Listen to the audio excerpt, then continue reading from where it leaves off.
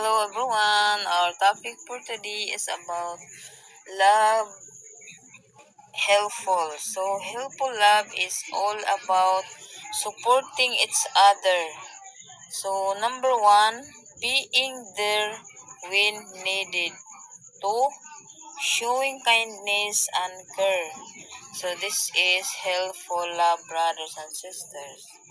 Three, loving without expecting anything in return.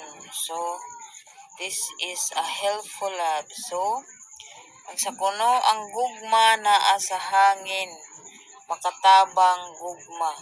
Ang makatabang nga gugma, una, pagsuporta sa usag-usa. Ikaduha, ana akong gikinahanglan. Ikatulo, pagpakita og kaayo og pag-atiman. 4. Naghigugma nga wala magdahom og pabor. Hello everyone, our topic for today is about love helpful. So helpful love is all about supporting each other. So number one, being there when needed. Two, showing kindness and care. So this is helpful love, brothers and sisters. 3. Loving without expecting anything in return. So this is a helpful love. Hello everyone!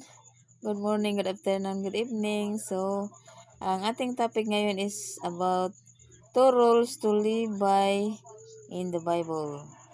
So, una, mahal mo ang Panginoon mong Diyos ng buong puso, buong kaluluwa at buong isip, na makita sa Matthew 22 verse 37.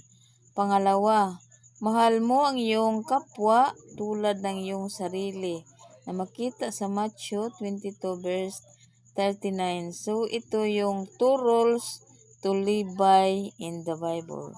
Thank you and God bless to all. Hello everyone, our topic for today is about love helpful. So helpful love is all about supporting each other. Hello everyone. So our topic for today is about two roles to live by in the Bible.